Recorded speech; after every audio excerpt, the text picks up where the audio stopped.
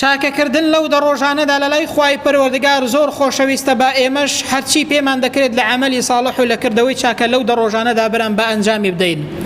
خوای پەروەردگار زۆر بە ڕەحم و بەزەیە لەگەڵماندا دەرگای ڕەحمەتی بۆ کردوینەوە با ئێمەش دەرگای دڵمان بکەینەوە بەرەو خوای پەروەردگار، ئەو خوایەی کە دەرفەتمان بۆ دەڕەخسێنێت،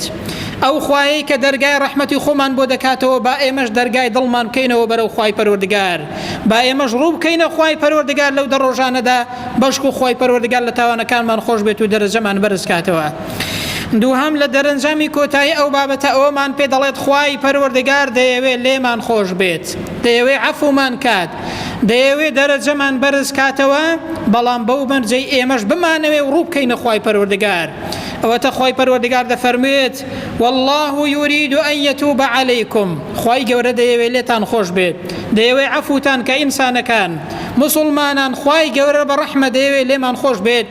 دەی با ئێمەش بمانەوێ خوا لێمان خۆش بێت، با ئێمەش ڕوو بکەینە خوای پەروەردگار، بەڕاستی خوای پەروەردگار لێمان خۆش دەبێت. بۆیە خوای پەروەردگار لە حەدیسی قودسیدا لە فەرمایشتێکی قودسیدا کە پێغەمبەر صلی الله عليه وسلم پێمان ڕادەگەێنێ و ئیمامی بوخاری ڕیوایەتی کردووە، پەیامێک بە هەموو ئینسانێک ڕادەگەێنێت، ئینسانی موسڵمان گوێت لەو پەیامە بێت، خوای پەروەردگار بزانێت چیمان پێ دەڵێت، دەیەوێت لێمان خۆش بێت بە ڕەحمە برام. پێغەمبەر صلی الله عليه وسلم لە فەرمایشتی قودسیدا دەفەرمێت خوای پەروەردگار دەفەرمێت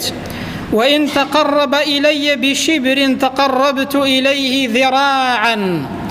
ئەگەر بەندەکەم تەنها یەک بەز لە من نزیک بێتەوە،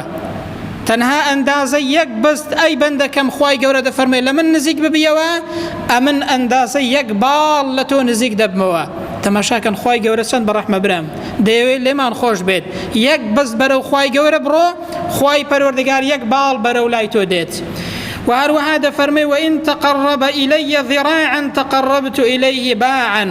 ئەگەر ئێوە باڵێک بەرەو لای من بێن، ئەمن ئەندازەیەکی زۆر زیاتر لەو باڵە بەرەو ئێوە دێم. ئەوەش گەورەی خوای پەروەردگارە برام. ئەنجا دەفەرمێ وإن ئەتانی یەمشی، ئەگەر ئێوە بە ڕۆیشتنێکی ئاسایی بەرەو من بێن، ئەتەیتوه هەڕوەلەتەن، ئەمن بە خۆش ڕۆیشتن بەرەو ئێوە دێم. ئەوە کینایە بۆچی؟ بۆ ئەوەی کە خوای گەورە پەیامێکمان پێ دەڵێ ئەی ئینسان، ئەی موسڵمان، هەر کاتێک بتەوێ یەک تۆز لە خوای پەروەردگار نزیک ببیەوە، ڕوو بکەیە خوای پەروەردگار، دڵنیا بە خوای گەورە زیاتر لە تۆ نزیک دەبێتەوە، یارمەتی دەدات و ڕێنمونیت دەکات، دەی با لە خوای گەورە نزیک بینەوە، با دوعا بکەین و بپاڕێنەوە لەبەر خوای پەروەردگار، با عەمەلی ساڵح لەو دەڕۆژانەدا بکەین، ڕوو بکەینە خوای گەورە، بەشک و خوای پەروەردگار لێمان خۆش بێت و قەڵەمی عەفو بێنی بەسەر گوناه و تاوانماندا. ئێمەش دوعا دەکەین و دەپاڕێنەوە لە کۆتاییدا دەڵێن یا ڕەبی خوای گیان وامان لێ بکەی کە ڕووی دڵمان و دەرگای دڵمان بەرەو تۆ بکەینەوە و یا ڕەبی خوای گیان ئەتۆش لێمان نزیک ببیەوە، یارمەتیمان دەی، هیدایەتمان دەی، بمان خێ سەر ڕاستە ڕێگای شەقامی ئیسلام، یا ڕەبی خوای گیان لێمان